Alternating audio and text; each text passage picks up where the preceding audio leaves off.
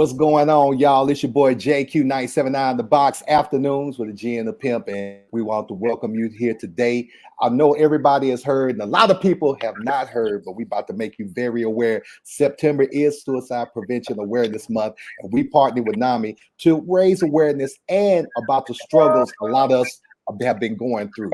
We got some very special guests, two very special guests that we're going to bring here to talk about their story, and also to connect you with some resources to help you and your loved ones out there, which is very, very important. So I need you to really pay attention because we're about to give y'all some real deep dripitation in there. First off, we have the lovely Carmen Martinez up in there, Director of Development of the National Alliance for Mental Health, Mental Illness. Carmen, how you doing today? I'm good, JQ. How's it going? Oh, we're doing good. I'm glad you could join us up in here today and everything. Thanks and for also 9 bringing awareness on suicide prevention. Yes, indeed. And we also have Monaleo, super up and coming, about to blow big artist out of Houston. And she's also an advocate for mental health awareness and suicide prevention. So let's get it kicked off. Carmen, with you first. Let's talk about NAMI and what it's about and how you became to be a part of it. Yeah, unfortunately, I found NAMI at a health fair over 10 years ago after my friend's passing due to suicide. Suicide was never something that, was talked about or never something that I thought I would experience. But after finding NAMI, I realized there's a whole entire community of resources and help to help a lot of loved ones to just deal with, any struggles, not necessarily a mental health condition, but just struggles, in life in general. So I'm happy to be here.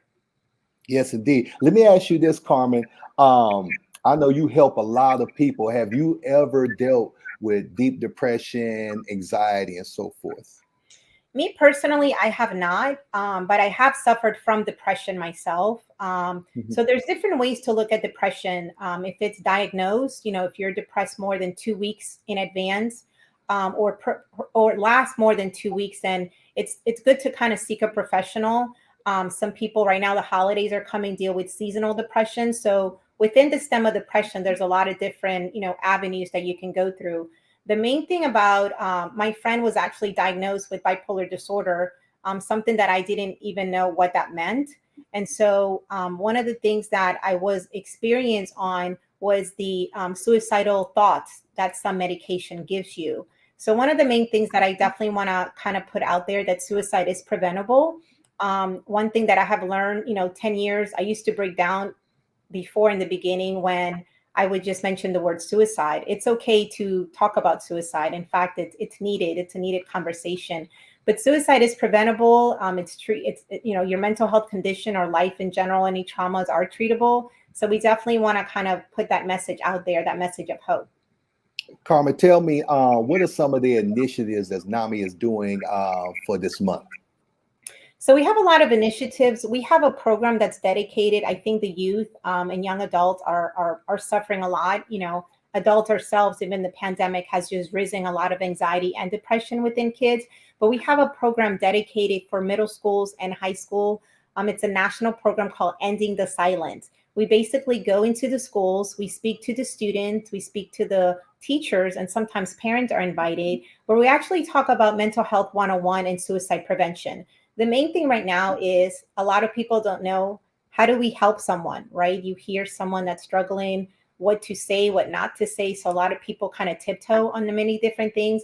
But NAMI has, we focus on free educational classes, psychoeducational classes, free resources, free support groups. So we're here to help locally. I love it. I love it. I love it. Monaleo is in the building. Monaleo, what's going on? How you doing today? What's going on, JQ? I'm here. I'm blessed. I can't complain. Well, I tell you now if you tuning in, Monaleo, she not only is the next big rising star of Houston, she's about to be the next big rising star of the world. And when you see her, she's smiling, she's happy, but she also has a story. Everybody has a story. And Monaleo, if you could share your story and your journey and what you have overcome.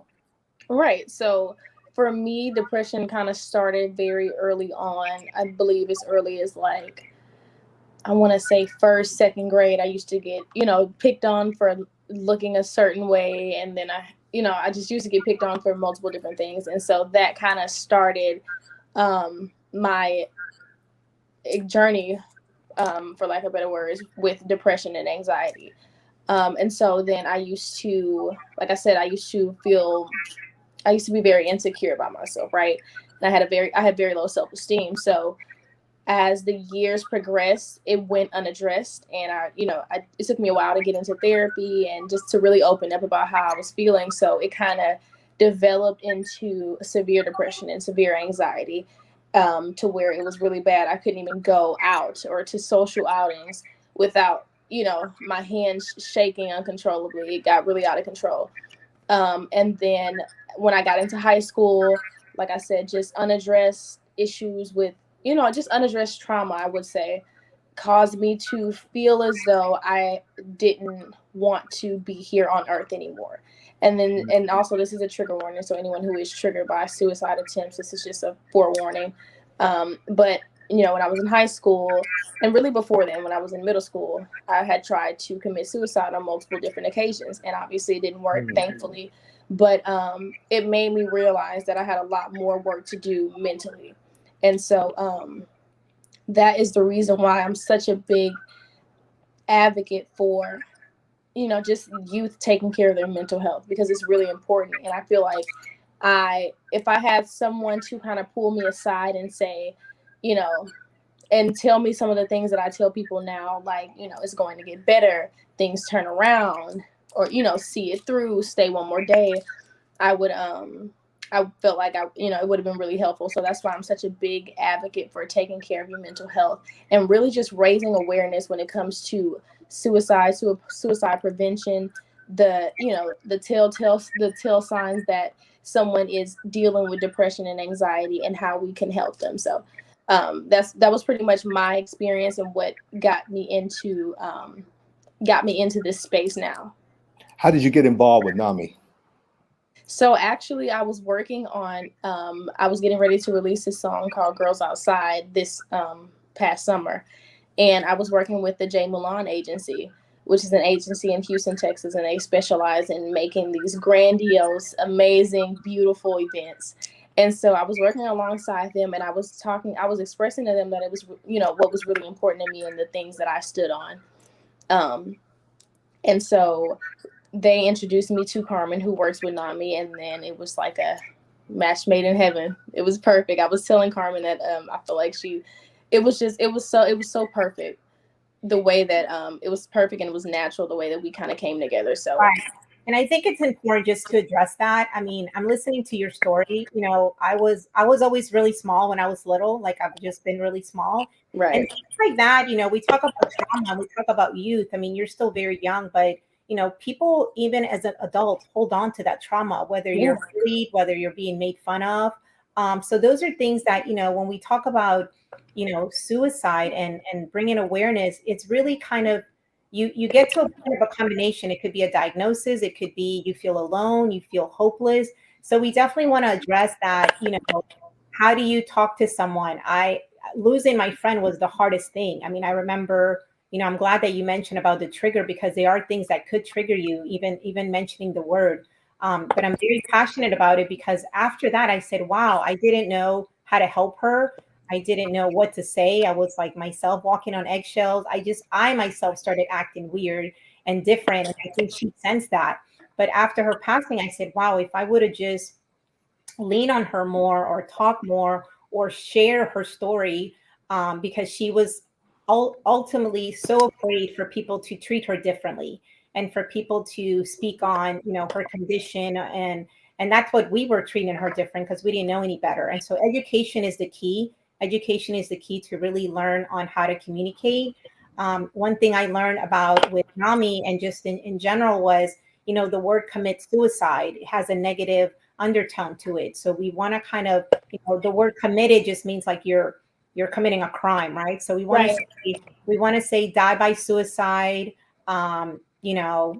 things like that. So, but one thing I think for me is now, I mean, 10 years ago, a lot of people knew her. I come from a way of like, the grief of losing a friend and losing someone. And I think both of you guys, JQ and Monaleo, you have such a courageous story to come out and really share as much as you can with your story, because you get to a point that you don't want to lose anyone. You don't want to lose close friends. You want to be able to give them that support. And I think that's very important.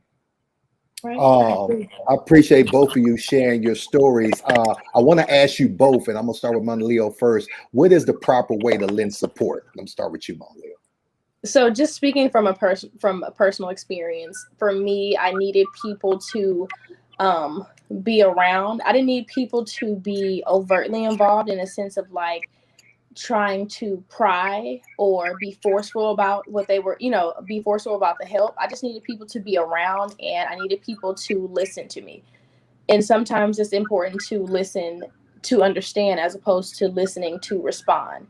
And so I needed people to just kind of rally around me. And even if we didn't, talk about it specifically, their support, their presence, the love, just feeling that love and that warmth and feeling like my presence was valued and appreciated. That was something that I definitely needed, around me when I was dealing with that.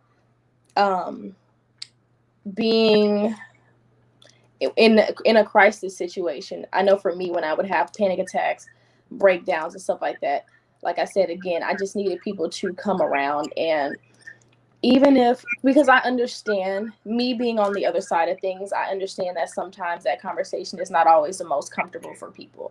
And so I never would try to force anyone to talk with me about, what it was that I was dealing with. But like I said, it just was knowing that the people around me loved me and cared about me and they valued my existence was enough for me personally, just having dealt with that. And you, Carmen, what is the proper way to lend support? Honestly, exactly what she said. We have to become comfortable in being uncomfortable, because the statistics are real. Suicide is the second leading cause of death in the nation. And so we can deter those facts, that's the real facts of what's happening. Even now, as younger as 11 years old, from 11 years old, people are dying due to suicide. And so I think what we want to do is be non-judgmental. You really, half of those people, we have a C Center, it's called C Center Support Education and Advocacy Line at NAMI, where people just call and they just want you to listen. So the main thing is just support, listen, don't judge. One thing that I learned after my friend's passing is you have to be straightforward into recognizing something. I think with Monaleo, you probably recognize when something's off or something's not right of who your support system is. So you have to recognize what those symptoms are. Pay attention to the behavior. You're around close friends, close family. If something's off, you can ask them, "Are you okay?" One thing that I didn't know that you were supposed to ask back then, now I do know. You're supposed to say, "Are you having suicidal thoughts? Are you having thoughts about ending your life?" Things like that. As harsh as it might sound, so forward, it really does make a difference, because you also have to ask individuals, do you have a plan? My friend had a plan. My friend had everything laid out, which we didn't know till later, which it was shocking, because I'm like, wow, we missed it, right? So you have to kind of be very forward on those particular questions, and that does save lives. Okay, we have a question from the audience out there we're about to put up on the screen. And let's see. From Kantai, I get depressed, but I don't ever consider suicide is having tremors a sign of getting checked by a doctor. I think honestly, we have to define gets depressed, right? Are you depressed over just something temporarily that just, you feel up and down? Because the reality is we're all depressed at some point, like, everyone. So you have to look at, is the depression or those actions that you feeling depressed, are they affecting your everyday lifestyle? That means that you can't function, you can't go to work, you're, distracting yourself, pulling away. So there's different things. I always tell people, don't be afraid to share this with your primary doctor. Your primary doctor is the one that checks on you, that knows you. I've been going to my primary doctor forever. And in Yeah. fact, I actually brought my best friend at that time to my primary doctor about how can I help her. So don't be afraid to get always medical help. Start with your primary doctor. Share those feelings. That's an open book to share what you're experiencing. Don't be afraid. That primary doctor will be able to kind of guide you. One thing that I do want to put out there is be comfortable with your primary care, whoever that doctor is. If you need advice on a therapist, therapy is I always say it's like a golden buzzard, right? Like I went to therapy myself, going through a breakup, and that caused trauma to me. It lasted over a year, but then don't be afraid. I know JQ, we've talked about kind of therapy. We can talk about that. Therapy is a good thing. Seeking help, just like when you have a stomach problem or a headache, you go to Yeah. a specialist. A therapist is just a specialist, and you got to think about mental health conditions are just imbalances of the brain. They're treatable, just like any other illnesses. And I can say for myself, uh, everybody sees me. I'm always happy go lucky. I'm smiling. I never let anyone see me sweat. But when they hear my stories of the things I've went through, with attempting suicide, mental illness, and everything, everybody gets shocked and they be like, "Oh my God, I can't believe that you went through that." I'm like, "Yeah, I went through it," and even to this day, I still, with a combination of life, overcoming past troubles, work, and everything from the pandemic, anything can possibly get you depressed. I still deal with depression and anxiety. Yep. It's not as bad, Yep. but just like Carmen said, what I did do one time is, and this is a problem that we all have, is that we're afraid to ask certain people for help, mainly our primary doctor. Yeah. And I went to my primary doctor. I said, "Man, I can't sleep sometimes. I just feel like I don't want to get up some days." And he put me on some medication. The medication he put me on was something that was not addictive, where I would not have to depend on it. It was something natural. He said, "Hey man, take this." He said, "Take this, take one pill every day." And I took it, start feeling better. Then it'd be times that I'd be like, "Man, I don't need it."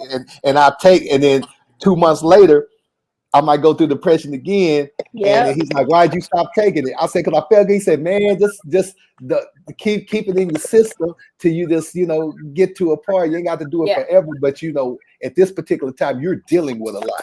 So even them days you feel good for 2 weeks, don't just stop." So I had to just recently, I had to get back and be like, "You know what? As soon as I take my vitamins, I make sure that I popped in. I also have one that he gave me that's in case of an emergency. If something just happens and I just get super overwhelmed, I can take it and get that. And there's nothing wrong with it. A lot of people think, oh, if I get medication, I'm crazy. Or if I get counseling, I'm crazy. No, no, no.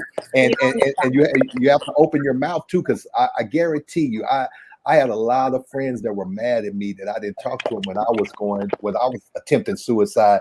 And because at that time they heard the video I just put out and having anyone to talk to, and they're like, "Man, you could have talked to me." And then sometimes you feel like this particular friend, he might not be able to relate, but they're going to be there and talk you through it.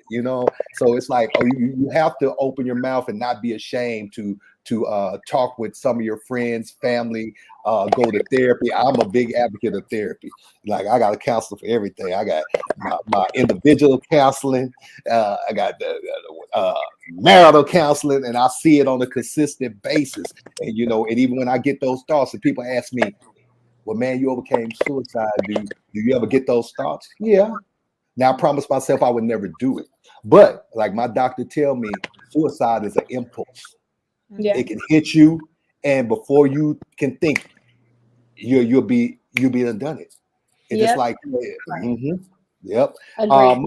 I think Mon- one thing just to mention a medication that a lot of people didn't know. I didn't know. We think of medication as like you take it and it's an immediate release of symptoms, right? And it's not. When it comes to medication, sometimes it takes about 30 days, 30 to 45 days to get into your system.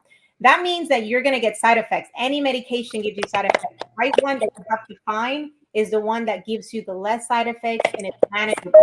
So kind of keep point on that in medication, because if that's something that and one thing, like when my friend was diagnosed, it's a change. It's a recovery. You're gonna have those ups and downs. So I wanted to ask Monaleo, you're so young, right? And Right. what is something that is a misconception about young age now? What is something that you guys you're looking in your world of young people that are struggling? So just to kind of piggyback off what you were saying, I think it's really important to be able to differentiate between being upset, or being sad about something versus being depressed, like chronically depressed about, just depressed on a consistent basis. I think there is definitely a difference. I know sometimes us as young people, we're so emotional and we can be emotional and impulsive these days. So it's like when we are dealing with things or when we go through something and it upsets us, it could feel as though we are depressed. When in reality, some people are really consistently depressed for days on end, weeks on end, months on end, years on end, versus going through something that is unfortunate and it kind of messes with your mood and then you're back to normal. So there is definitely a difference between being upset and being depressed. But for like the misconceptions about just for us is I'm gonna speak for myself.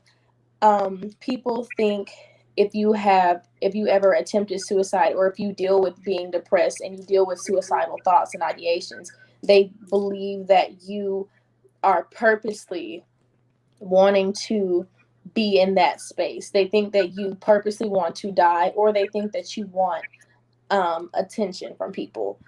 And it's not, I'm not even going to say that it's wrong, because I don't feel as though attention is a bad thing. Like, some people really do want to feel acknowledged. They want to feel like they exist. They don't, no one likes to feel like the fly on the wall.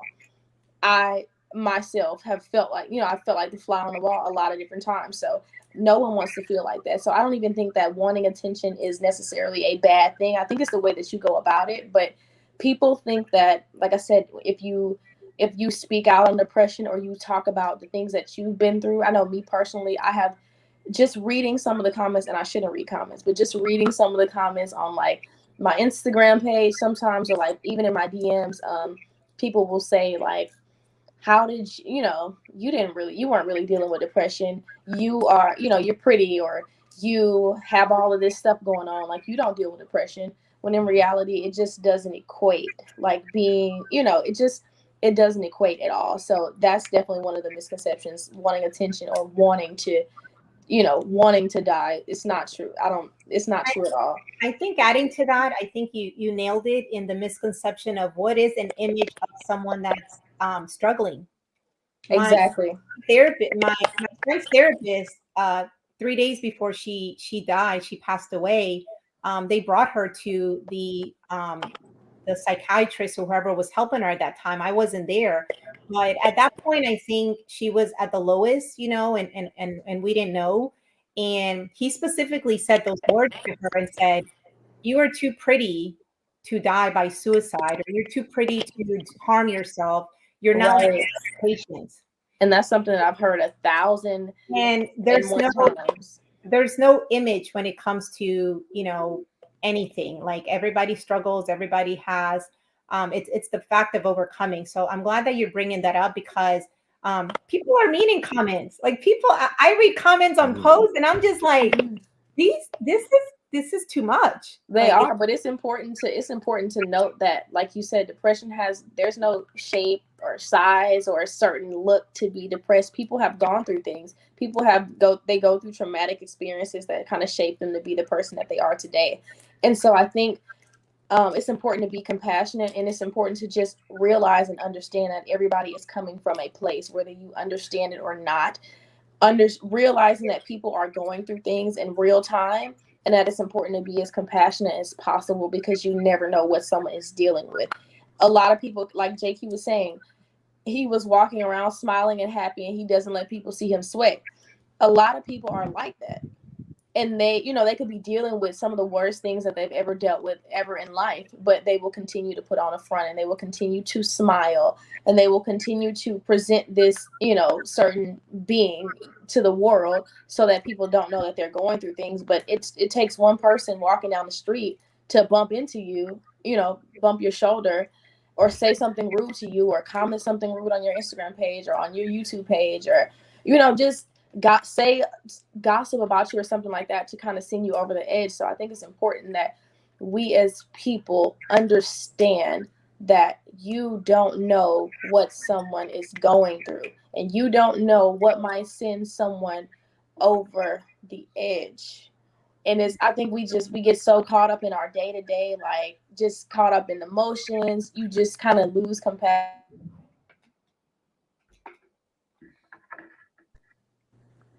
Again, can you hear me? Yeah, I Okay. feel yeah. And I'll It was say, like, delayed. you know, yeah, it froze for a millisecond. And you know, a lot of people are like people coming in your comments, and that's one of the misconceptions. People think because your life looks so great and you're doing all of this and you have all of this money that you can't go through stuff. Like I remember when Diddy put up a post, and you know, Diddy's a billionaire. You think he has, you look at him on Instagram living the life, and this man came on Instagram and almost broke down crying. He said, hey man, some days you just got to cry it out.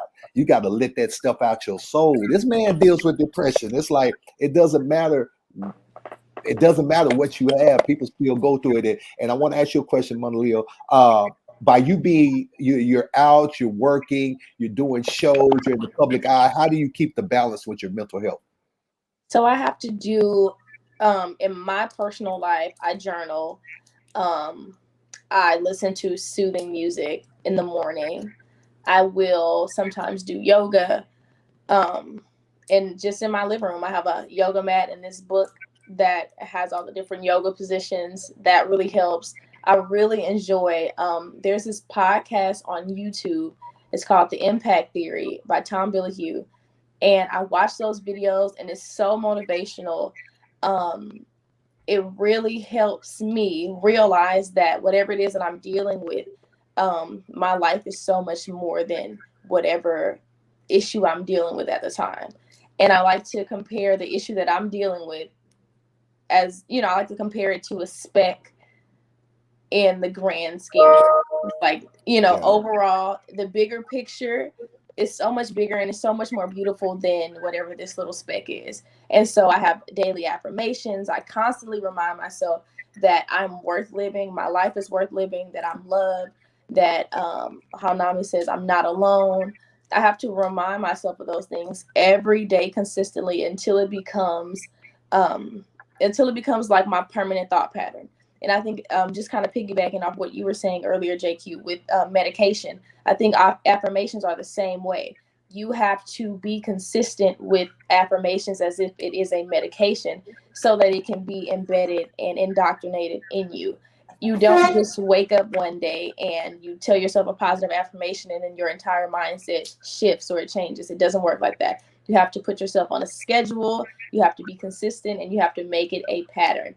Just just as frequently as you were telling yourself, oh, I'm ugly, I'm not beautiful, I'm not handsome, I'm this, I'm that, those reoccurring thoughts, you have to reverse that. And so with reversing that, you have to be consistent in your new thought pattern. So that's something that I'm having to remind myself on an everyday basis, even when I'm not feeling down, even when I'm not feeling insecure, even when I'm not feeling depressed. I still like to remind myself, you're beautiful, your life is worth living, I'm not alone, on a consistent basis. And I think that's probably one of the most important things, changing your thought patterns so that whenever you do deal with a crisis situation, because life in general, like, you can't control the things that you go through.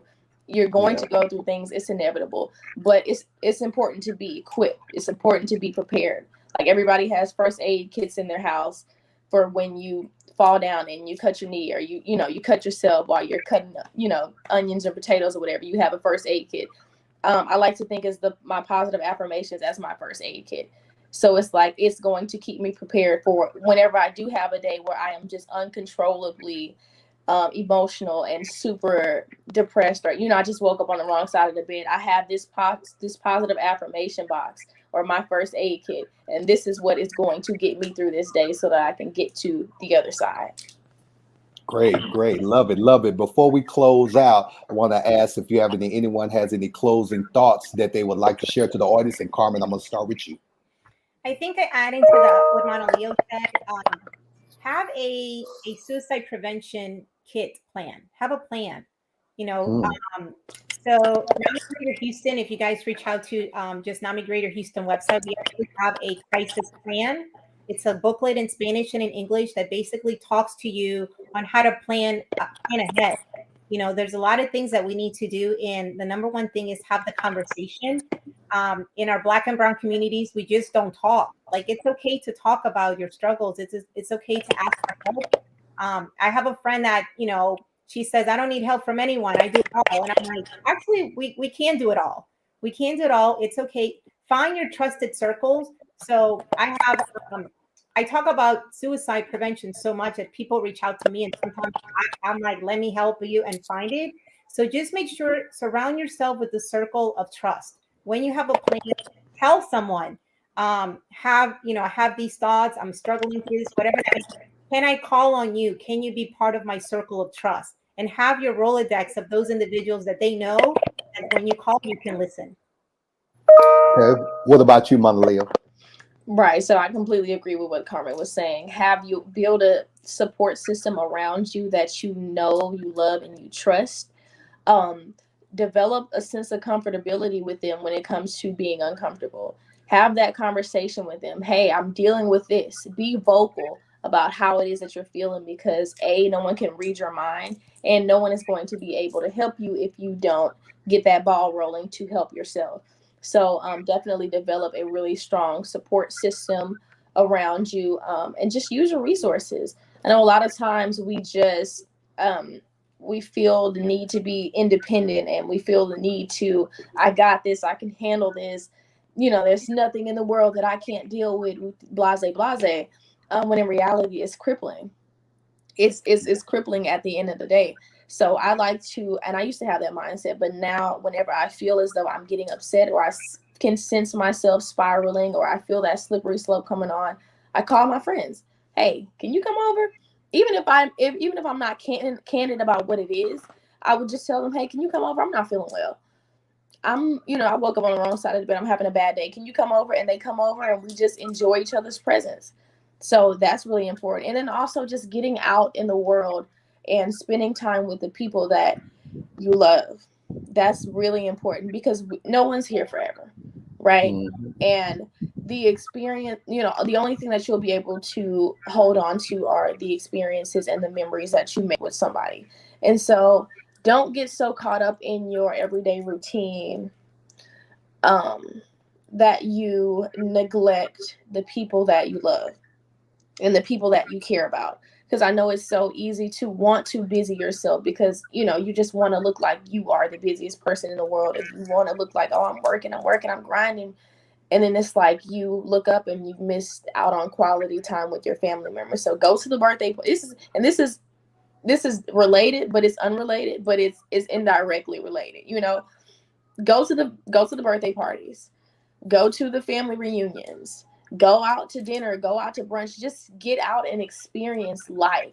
And then very quickly you will realize that whatever it is that you are dealing with, like I said, is a speck in the grand scheme of things.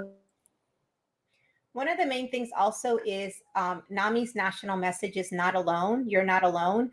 Sometimes we forget to check up on our friends, or we might just do it one time and they're like, okay, but physically show up at their house. If you're noticing that they're sad, that they're depressed, like physically go check up on them and say, lift them up, because sometimes they might need that little lift up.